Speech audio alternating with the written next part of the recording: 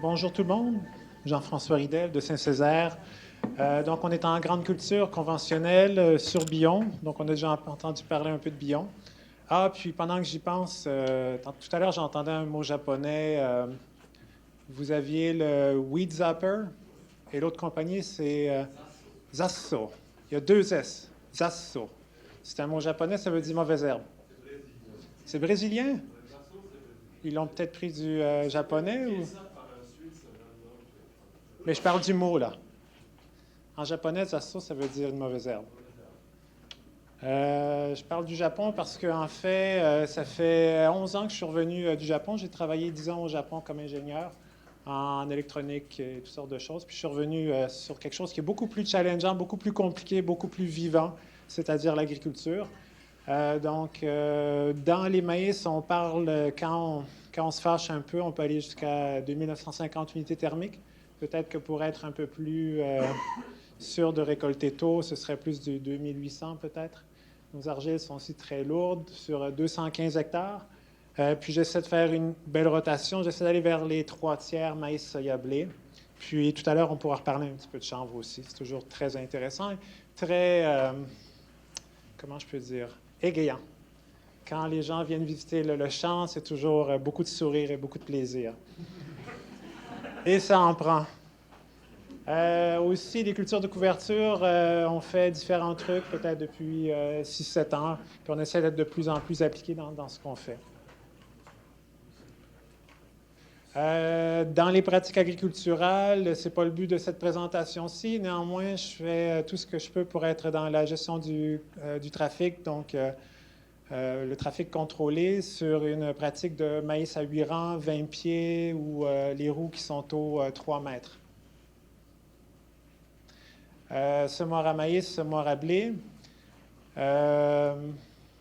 J'aime la diversité, donc il y a différentes couleurs, mais c'est correct. Mais il y a aussi une question de prix, parce que pour avoir un beau semoir waving, par exemple, ou enfin un beau semoir à blé Nautilus, c'est quand même très dispendieux. Puis un semoir à blé comme celui-ci en seconde main, c'est peut-être quelque chose comme entre 8 et 15 000 $. Alors, le changer, c'est assez difficile. Donc, j'essaie toujours de penser comment est-ce que je peux le faire vivre le plus longtemps, tel qu'en rajoutant un petit treillis, si je peux dire, derrière, ou rajouter aussi des queues de castor pour mieux positionner les graines. Côté semoir à maïs, j'essaie d'être cheap, mais des fois, il y a des investissements qui sont intéressants. Puis, je suis très impressionné de ce que j'arrive à faire avec le Delta Force. C'est d'avoir un capteur de pression sur les roues de profondeur qui nous assure d'avoir toujours la bonne pression, la bonne profondeur sur le semis. C'est c'est extrêmement impressionnant. Puis l'année dernière, on s'est payé un luxe de plus. C'est un Smart Farmer aussi de Precision Planting. Ça fait des belles images, en tout cas. En fait, dans les belles images, ce qui est le plus impressionnant ici, c'est que ça, c'est un champ. On parle d'engrais vert. Si j'ai semé mon engrais vert ici, on les verra tout à l'heure, les photos. Justement, on voit les radis. Puis on voit ici où est-ce que la citerne à lisier a fait demi-tour. Alors, la pression au sol a changé à cet endroit-là parce que, l'unité de semis a voulu se lever. Il a manqué de pression sur les roues. Il a rajouté de la pression pour s'assurer qu'on garde toujours le bon contact au sol. Pour toujours bien semer. Donc, le contact au sol était assuré ici, on le voit ici, donc ici à là. Donc, on a toujours gardé le bon contact au sol. Alors, je suis un peu mal à l'aise de faire de la pub pour une entreprise qui ne me donne pas d'argent pour le faire. Néanmoins, je suis assez impressionné par ça. Un autre exemple ici, j'aime faire les choses spéciales. On verra aussi d'autres chiffres qui viennent de ce champ-là. Je ne sais pas si vous voyez, il y a un genre de grille diagonale. En fait, ce champ-là, je le travaille en diagonale. C'est assez plaisant à battre parce que ça fait à peu près, ça fait 350 mètres. Un aller-retour à 18 tonnes hectare, ça fait une trémie pleine dans la moissonneuse-batteuse. Ça veut dire qu'à chaque aller-retour, je vide la trémie dans un grain-quart. Bon. Bref, manque de communication, un très beau fail pour l'année 2018. Les gens de citernes alizées sont rentrés dans le champ et devinez où est-ce qu'ils sont passés. On voit toutes les lignes bleues. Toutes les lignes bleues, c'est les endroits où est-ce que les citernes alizées ont passé. Bon, ça, c'était le champ que je dis qui est presque parfait en billon permanent, culture de couverture, on travaille tout. La citerne Alizée est rentrée dedans tout croche. Qu'est-ce qu'on fait? Est-ce qu'on le travaille ou on ne le travaille pas? De toute façon, avec Cécile, on avait un projet de mettre des cultures de couverture. On l'a laissé comme ça. Alors, on a quand même semé en deux passages, un passage avec le semoir à maïs, un passage avec le semoir à blé. Puis c'est avec le semoir à maïs que j'ai réussi à sortir cette information-là. En tout cas, ça fait une belle photo. Je sais que le vendeur Precision Planting était très, très impressionné. Puis les vendeurs de John Deere aussi. Voilà. Ça, c'est j'étais au Japon au mois de décembre. Puis j'ai bien aimé montrer cette photo-là parce qu'au Japon, ce sont des daikon. Dai, c'est gros, puis kon, c'est une racine. Et avec le semoir à maïs, on est capable de semer relativement précisément. Et l'idée, c'est de semer les daikon où est-ce qu'on va semer le maïs l'année suivante. Et au Japon, ils m'ont tous demandé, mais pourquoi tu ne les arraches pas pour les manger? Mais là, il y en a beaucoup. Néanmoins, ma femme est d'origine chinoise. Alors, elle a invité ses amis. Ils ont été dans le champ, ils en ont ramassé beaucoup. Mais, ouais, c'était des beaux parties. Mais j'ai mangé beaucoup de soupe au daikon, en effet. C'était un champ de seigle. On voit que le seigle, on a laissé la paille. Il y a aussi un peu de pois fourragé. On a aussi essayé le crotte-à-l'air. En anglais, c'est sun hemp. On ne les voit pas, puis on ne les voyait pas non plus. Donc, ça, c'était un autre fail. Il faut croire que le crotte-à-l'air, on n'a pas encore trouvé la bonne technique pour l'utiliser. Puis, il y avait aussi du seigle qu'on a rajouté. Le seigle, c'est une très belle culture parce qu'elle est pas chère. Puis, en la produisant sur la ferme, ça fait quelque chose de très abordable. D'autres essais de machinerie pour les semis ça, c'était pour le raie gras. C'est sur mon applicateur d'engrais, j'ai pris, pour les premiers essais, ça fait déjà quelques années de ça, j'avais pris la trémie à petites graines du semoir à blé, puis on s'est amusé à prendre des tuyaux. Puis bon, finalement, ici, toute la graine pogne, ça ne marche pas. Mais bon, c'est une belle expérience. Des fois, pour commencer, pour donner une petite idée, c'est quelques morceaux de métal, puis c'est un beau départ. Ensuite, on est allé avec le Delimbe. Le Delimbe aussi, c'est un outil assez intéressant. Néanmoins, au niveau de l'électricité, il faut que ce soit bien managé. Puis, quand on arrête en bout de champ, si on ne le fait pas arrêter automatique, on fait des tas de graines. C'est encore un peu délicat à gérer. Mais l'autre chose que j'ai essayé avec ça, c'est que les tuyaux de graines, je les faisais descendre devant les poutres pour éviter d'avoir un disque et pouvoir mieux positionner les graines de raie gras. Néanmoins, ça ne fait pas une grande couverture.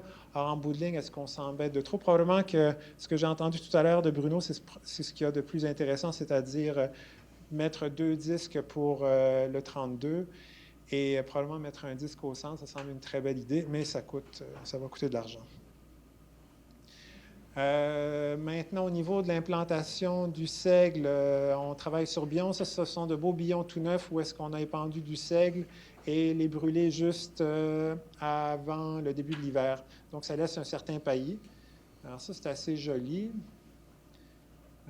Puis le but, c'était de les brûler le plus tard possible à l'automne, même si ça commence à agir. Finalement, ça meurt assez bien avec un tout petit coup de glyphosate, bien que tout le monde dit que ça prend 2-3 litres pour éliminer le glyphosate. J'ai dernièrement des tests dans les 0,7 litres, là, où le glyphosate, pas le glyphosate, mais enfin 0,7 litres de glyphosate pour tuer le seigle qui tombent très, très bien au printemps comme à l'automne. Là, c'est 2 champs encore différents, je crois. Lui, ça a été tué à l'automne, que lui a été tué au printemps. Puis dans ces champs-là, on a laissé une bande pas tuée. Qu'est-ce que ça fait? Je ne sais pas s'il y a des gens qui ont été assez courageux pour le laisser pousser comme ça. Mais c'est sûr qu'à un moment donné, on dit, ouais, ça commence à être stressant, il va falloir s'en débarrasser. Ce qui fut fait, éventuellement. Mais j'ai aussi rajouté de l'azote parce que j'avais peur que mon maïs tombe. Mais ce qui est assez amusant, c'est ces chiffres-là. Là, c'est beaucoup de points. J'aime ça ramasser des points. Enfin, chaque point, tout à l'heure, on voyait des longueurs de de 350 mètres. Alors, chaque point, c'est une longueur de champ. Ça me donne un échantillon. Puis, j'essaie de mélanger un peu les hybrides. Alors, j'ai 2 hybrides ici, un Pride 60-20 puis un Cropland 38-99. Le 38-99, c'est un petit peu la Ferrari. Contrairement, ici, on a un peu plus la Hummer. Puis, on le voit assez bien. Et on le voit dans le sens qu'ici, on avait un potentiel de rendement très élevé. Alors, on voit ça ici. Là, c'est une méchante différence entre les 2 hybrides. Ici, le seigle avait été tué à l'automne, tué au printemps. Néanmoins, les dates de semis sont différentes aussi. Il faut quand même se garder ça en tête. Et tout à l'heure, on voyait une bande où est-ce que le seigle n'avait pas été tué. Il est là. Donc, ça donne moins. Mais vous auriez dû voir les battes. C'était de très beaux, de très gros épis, très impressionnants. Ça aurait été intéressant de faire un test sur la qualité du grain et de voir si, par hasard, avec une autre régie de culture pareille, il y aurait moyen de mettre en marché différemment pour les qualités nutritives du maïs. Donc, s'il y a quelqu'un d'intéressé, je serais heureux d'en entendre parler. L'autre chose qu'on voit aussi ici, c'est qu'en ayant tué le seigle plus tard, 2 hybrides de maïs, ici, le vert est nettement supérieur, ici, il est inférieur. Alors, 2 génétiques différentes dans un même champ travaillent différemment. Alors, ça aussi, c'est encore un beau challenge de réflexion à faire dans notre sélection, là. Et probablement que si j'avais eu cet hybride-là ici, qui est plus défensif, le résultat aurait été différent. Donc, quand on a visité David Brent en Ohio, en tout cas pour lui, c'est très, très important de réfléchir aux hybrides utilisés pour travailler dans des semis directs et travailler avec les cultures de couverture. Et ça, on ne le fait nécessairement pas assez. Un autre test que j'ai fait l'été dernier, c'était de prendre un rouleau crêpeur. Ça passait probablement sur culture de couverture. J'ai envoyé un mail, comme par hasard, il y a quelqu'un qui m'a répondu, qui m'a dit que ça passait près de chez moi. Alors, j'en ai fait un demi-hectare. Donc, on roule le seigle. Bon, tout le monde connaît ça. Et on voit les lacérations des plants. Néanmoins, avant de passer là, le semoir en semi-direct avec un coutre à l'avant ou avec ou sans tasse résidus, ça marche ou pas. Mais quand même, les coutres ne sont pas assez agressifs pour bien dégager, pour bien couper les résidus.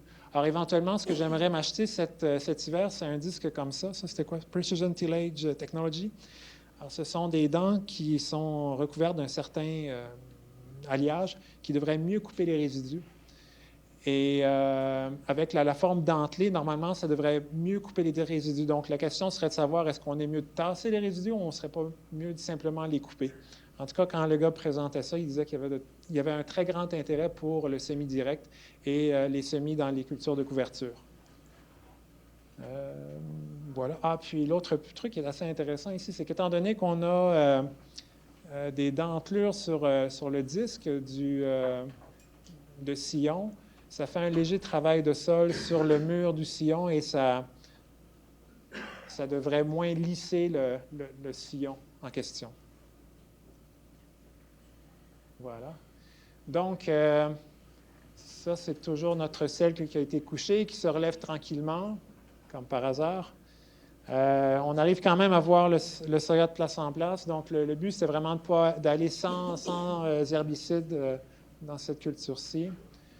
Ensuite, quand c'est le temps de récolter, de façon générale, on voit très bien les mauvaises herbes. Mais il y avait quand même quelques endroits dans le champ qui étaient très jolis. Vous connaissez les edamamés? Il y en a qui appellent ça edamame, edamamé. C'est un « et » à la fin, s'il vous plaît. Eda, ça veut dire branche, mamé, c'est une fève. Ma femme invite tous ses amis, donc on a reçu encore une centaine de Chinois qui sont venus cueillir leurs edamamés là-dedans. C'est très vivant. Et pour eux, c'était sans intrants. Oui. Ça fait rencontrer du monde. Tout à l'heure, on a parlé de chanvre. Le chanvre, c'est une culture qui cultive notre patience, notre passion, notre humeur. Ça résume assez bien l'expérience 2018. C'est très mignon. Inoffensif. Néanmoins, très, très jovialiste. Est-ce que je vais en faire? Dans un article, quelque part, il y a quelqu'un qui m'a cité comme quoi j'allais en faire 30 quelques hectares en 2019. Je me suis réavisé, je vais garder le 10 hectares encore cette année. Bon, on a une belle équipe, c'est assez intéressant. C'est un très beau challenge technique. Il y a encore quelques autres challenges à gérer, mais bref, ce qu'on a utilisé comme technologie pour 2018, ce n'était pas approprié. Et attendez à l'année prochaine. Je reviens d'un voyage en Asie, donc j'étais au Japon, j'étais faire un petit tour en Chine, puis ça, c'est ma partie un petit peu philosophique. Dernièrement, on avait une formation sur les impacts des réchauffements climatiques au Québec. On nous disait que finalement, on allait pas si mal, puis que les choses allaient bien aller quand même au Québec parce que, grosso modo, le climat de l'Ohio allait venir en Montérégie et ainsi de suite. Mais ça veut dire aussi que la température augmente, les glaciers fondent, le niveau de la mer augmente. Et ça, c'est à Shanghai. Shanghai, on est à peu près à 5 km du bord de la mer. Et ça, c'est un canal d'évacuation d'eau des rizières. On est quoi? 40, 30 cm du niveau de l'eau? Si on rajoute 30 cm d'eau dans les mers d'ici 50 ans, qu'est-ce qu'ils vont cultiver? Oui, bien c'est ça. C'est pas mal ça. Puis, dernier truc, j'ai fait un voyage au Japon, j'en parlais tout à l'heure. J'ai fait un beau rapport, c'est disponible sur la page du Club Action Bion sur Facebook. Et pendant qu'on parle du Club Action Bion, on va avoir notre journée le 2 avril. Nécessairement, je vous invite à vous inscrire. Merci. Merci beaucoup. Le chanvre, il y a des techniques là, pour couper du chanvre pour la graine, de garder les tiges. Ça pourrait se faire un paillis pour, comme couture de couverture pour couvrir le sol, tout ça. Est-ce que le chanvre pourrait servir à un certain stade comme culture de couverture? Premièrement, il faut s'enregistrer pour en faire. Je te dirais que c'est beaucoup de paperasse pour pas grand-chose. Donc, de ce côté-ci, je te le déconseille. De l'autre côté, en frais de culture de couverture, la racine est très petite. Alors, dans le cas de la culture, une fois que tu as enlevé la graine, la feuille, la tige, il te reste une petite carotte, ça de longue, là. Alors, je suis plus ou moins convaincu de ça. Peut-être qu'au niveau de la lignine, une fois que c'est monté assez haut, qu'on le couche par terre, ça pourrait ramener du carbone. Ce serait quelque chose d'intéressant à se poser comme question. Mais probablement qu'il y a d'autres plantes qui sont plus performantes que le chanvre.